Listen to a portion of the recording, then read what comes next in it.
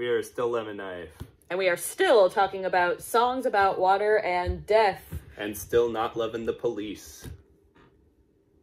None of their songs will be on this list. Because they're not ours. Yep. Just as a reminder for those just coming in, we have 42 songs in our discography, and we have ranked each and every one before starting the series of discussions. And we are going through our albums and releases and talking about the songs and their history, and also giving our rankings of the songs. Yes. And spoiler alert, this week's songs did not fare well on my list. So let's dive right in. Yeah. This is half 2 of our debut album, Songs About Water and Death. The clearly weaker half. Yes. So yeah, up first is Made It Out Alive. Made It Out Alive. Yes, we did something a little jauntier here. Yeah, it was trying to be like a kind of funny number. That kind of got real at the end? Yeah, this guy, I don't think the turn into realness worked.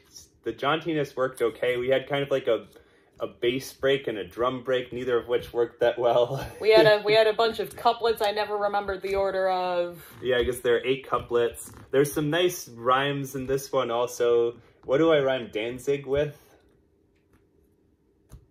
Oh. Maybe Titanic. Oh yeah, Titanic. Danzig. I rhyme Spartacus with Marta Bus. Yes, the right. Atlanta Public Transit System. But yeah, there's some interesting imagery, but yeah, I put this way down at 40 myself. I put it at 33, so I don't have it quite as low, but it's not the hottest. I kind of hate it. Yeah, not hate. Hate is a strong word, but I don't like it. No. I don't know. Speaking of not liking, our next one is Thirst. Did this start with the kind of riff, or did this start with the lyrics? I believe it started with the riff, and it was my first attempt to write anything in drop C. Oh, you know what? I think this is one of the first ones where I was like, Mia, why don't we do a danceable number? And then it didn't end up being And then it wasn't danceable at all, and you had the disco beat, and I was like, let's do a drop C, and let's make it dark dance. It almost ended up more like industrial than dance. And once again, that same review that was talking about how the beginning of Black Site was kind of breed, I think made a direct comparison between this one and 9 Inch Nails. Yeah. Which is, one of the 9 Inch Nails songs that's like the filler on the album and you never actually listen to, that's this one, you know. And then again with our era, what I was going for with this one was... at the time I was especially like, a big fan of Bernie Sanders, not a big fan of Hillary Clinton, felt like she had thrown away the election and he would have won. So I was trying to write a song from Hillary Clinton's perspective without like, just bashing her. It's like, yeah, you made her somewhat of a sympathetic character. Yeah, so I kind of was trying to like get inside her head, and then at the end it was like, she trying to get there and it was all dust or whatever because she didn't win. Yep, exactly. But she like sort of stomped on people to get up there. So I think it's an interesting theme. I think, it was our attempt to do something a bit weirder. I do an interesting drum beat on the chorus, kind of go with the flow but yeah, I had this at number 40. Okay, yeah, I didn't put that nearly as low. I put it at 29. It's like okay. It's okay. I think everything it does, Aryan Girls does better. But we'll get to that in the next one, I guess. Oh yeah, the very next one. All right, Man of Glass. Man of Glass, this is an interesting one. This is another... No, it is not drop C, but it's in C. It's just in the key of C. It's another kind of folktale-ish one. Yeah, it's an interesting image once again that you came up with, which I assume you didn't really base it off anything, or did you? I don't remember basing it off anything, but it's entirely possible I read some folktale or something. But yeah, I think I was trying to create a folktale. It's like this, was it like there's like this guy, his family is from one like part of the land and his wife is from the other part, and then they're at war and he can't choose, and he like goes up to the mountaintop and like pleads to the gods and then gets turned into glass. Yes. And then when there's peace, he'll shatter at last. Yep. It's an interesting woven tale. I like the music we came up with. I feel like, yeah, this one, I like kind of the main riff, but I feel like it doesn't quite go enough places. It's like, I like the little breaks we do, and then I wish the breaks would have done something more, yeah. Yeah, I wish it, like, turned into a second half of something. So I put this one at 35. 30 here. Yeah. Like Ran Under Thirst, apparently, yep. All right, next up, continuing our streak here. Our great streak of the album ends well. Numbers. This is Girl with the Cat Eyes. Looks like we both ranked this at exactly the same place at 39th. Yeah, so we both put this at 39th. My one thing that started this is this actually the lyrics for this came from like an idea I had kind of floating around my head even before, like from back when I was in Pittsburgh, like when I walk around late at night, I was imagining like, what if like you found like a suicide letter or something from somebody and like they had addressed it to like you, but they had just written kind of like to, I think like the kid with the hair or something like very non-specific, where it's like they didn't know you, but for some reason like they, you were so important to them that they like put you in this letter. Was it something that you were developing in lyrics or just an idea? It was just kind of an idea. In which case, how much pot have you been smoking at the time? Hey, what if Zero. What if like you had like a person who like wrote a suicide note and like they put your name on it. Was my description that bad? They like put your name on it, and now I'm just picturing like, I don't know, I'm just mostly doing a stereotypical college kid here, which is not what you were, but it just made me laugh envisioning like this scene in a buddy flick or something. No, I think like whoa, it was man, I even remember one particular part of the college that I'd be going past at night when I would think of it. So it was, you know what this patch flowers makes me think of? So I was probably actually out for a run, like the opposite of the pot. I'm being a jerk. I know. But yeah, anyway, that, and then to make it more poetic, instead of, it was like the kid with the hair or the boy with the hair, we changed to the girl with the cat eyes, and it's way too long and way too slow, and I never want to play it again. It's like, that's the thing, like, I like what you did with the lyrics, and I feel like I just did it a total disservice trying to develop music that ended up sounding like this big plotting. This one might even have started with my beat, so like this slow 3/4 beat. Well, we need another song, folks. Yeah. But yeah, 39. We should have probably just cut it and put Mesa on the album. We had to develop Mesa a little more before that could happen, though. Anyway, up next is Dismissed. This is, I think, the only one that's just a full song Mia had before coming to Lemon Knife. Now, of course, it was programmed drums and sounded a bit lifeless, but yeah, the lyrics, the structure, it was all there from you. So how did you come up with it? So, I think it's weird. Sometimes when I have some very, like, intense emotions, I guess, sometimes they kind of come paired with some sort of musical beat that happens in my head. I don't know how exactly that happens, but like this was kind of started warming its way into my head when I'd been through kind of like, I can't say sequence because it was like two people, but it was like one fairly drawn out, not really relationship where I was kind of dismissed, and I guess it's kind of serving as a placeholder for somebody that kind of looked like me but better. And then there was another person that I had like gone on a date with, and like it just kind of turned out pretty horribly, and I just clearly was not cool enough. And actually the same thing kind of happened there. I learned that his ex-girlfriend once again was kind of a prettier me, and it was just kind of like, so I'm just kind of this order this from Wish. The order this from Wish meme? I'm the other side of that meme, apparently, to a bunch of people. So, you order, when you order Charlize Theron on Wish or whatever, that kind of a thing, and then the next frame is, like, some things a celebrity did that was ugly.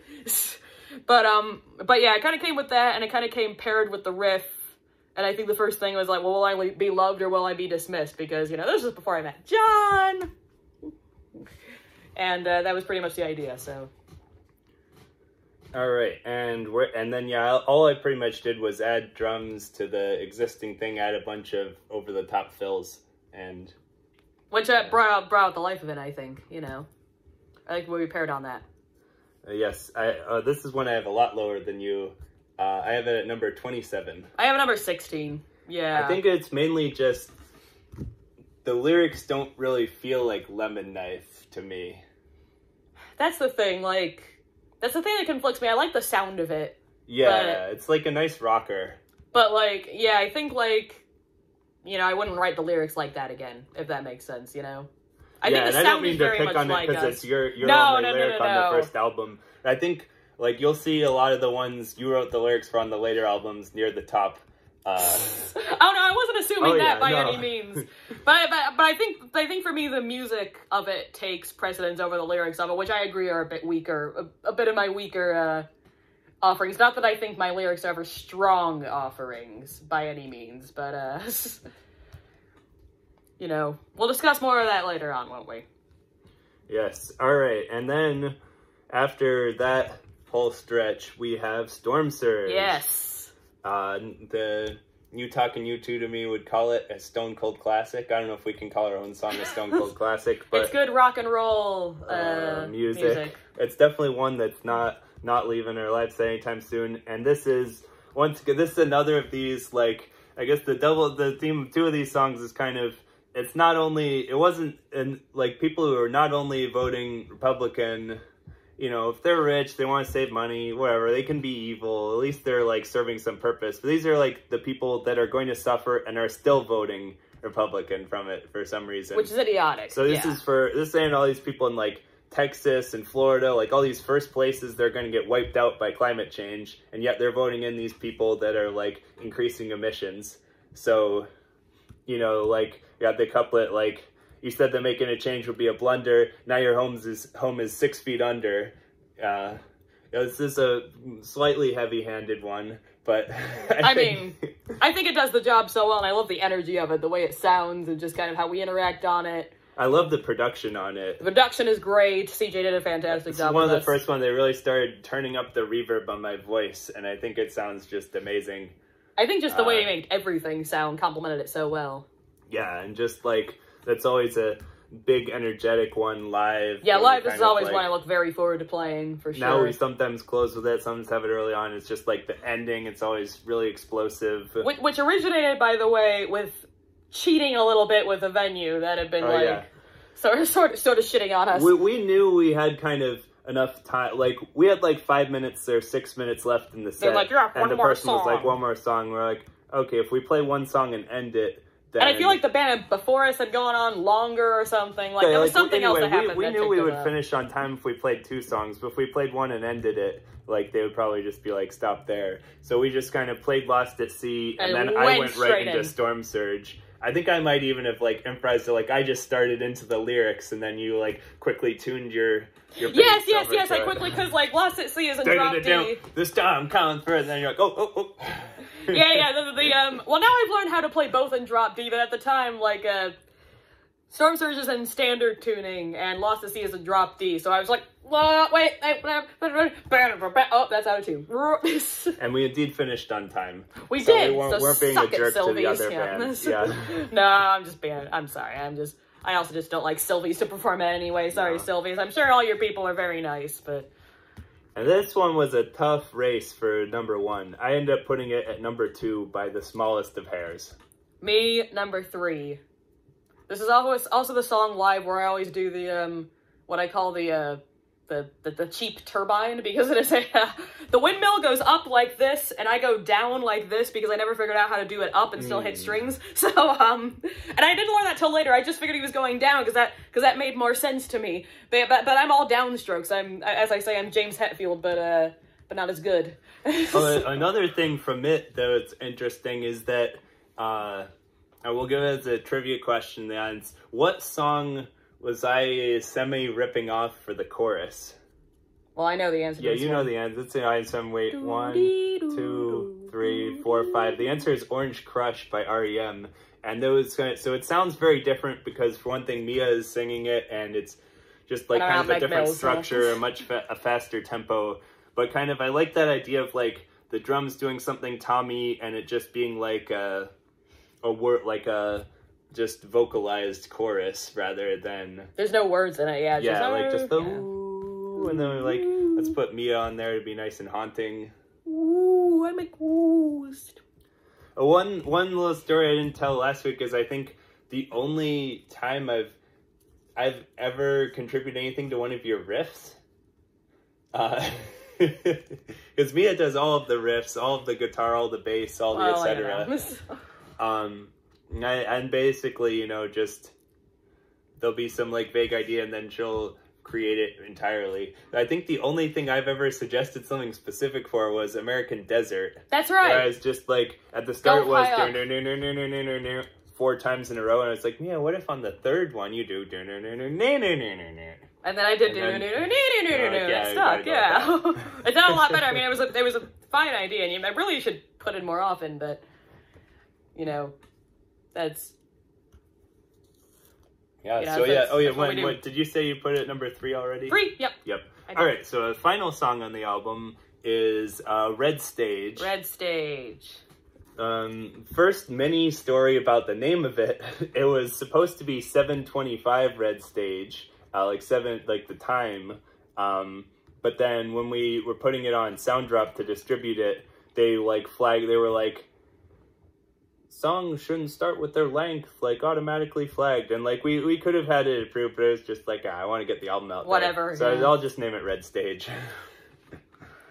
So why was it 7:25 Red Stage? John, tell us. Oh yeah, so this is lyrically, this must have been lyrics first, because that sound was definitely designed to sound like the Beach Boys. Yeah, so it was like a Beach Boys darkened for sure. So yeah, this is kind of the origin of this was I was seeing Brian Wilson at the Pitchfork Music Festival at 7:25 on the Red Stage, their name for their stage, and it was just kind of he did well. He was, it was nothing against him, but it was just kind of sad. He was there, he was kind of in this chair, he was kind of a lot of the things someone else had to sing. It's he wrote all of this, and now he's kind of almost half a witness to his own music rather than being able to perform it. So it was kind of just about witnessing that, and then the last verse is start to be like that. I'd rather go out drowning, fighting some waves than the surf and the decay that. Yeah, and we start with C and end with C there. Yep. So. And yeah, every song on the album has at least someone dying, if not or water. Cold Burn maybe doesn't have either, but it's got ice in it. Ice can be cold, yeah. No, it literally mentions ice though. Yeah, I guess no one dies in thirst. No one dies in thirst, but there's water. I don't know. Probably plenty of people died from Trump getting elected, so it still counts. But yeah, so that's Red Stage. We gave it a very Beach Boys thing. Dark Beach Boys, very distinctive sounding song, and you might notice the little Beach Boys title slipped into the lyrics. Yeah, we definitely tried to poke a fair amount in there, and I think I had even fairly recently seen the movie Love and Mercy, so that was kind of prominent in my head as well. Of course, that must be your favorite movie of all time, because all right. I ranked this number 16. I ranked it number 24, which is not an insult to it. I think anything in that middle is still very, very likable. I do like it a lot. Yeah, it's one where it's kind of this one where I like it definitely lyrically more than musically, but I think the music does a good job. If we were redoing it now, I might try to make the chorus bigger somehow, or less like our other song. The chorus is kind of Lost at Sea. But the verses I really like, and then the lyrics I like a lot too. Yeah, the lyrics are great. I think this is one of your best lyrics, yeah. So yeah, that's been Songs About Water and Death. As you see, it kind of has some high-ranked songs, and then several of the lowest ones. So we got both out of the way, didn't we? Yep. Next time we'll be looking at In Our Darkest Hour, our history-themed EP. That was our next release after this one. So we hope you've enjoyed so far, and we hope you continue to enjoy, and we'll see you next time. Check it out, yo.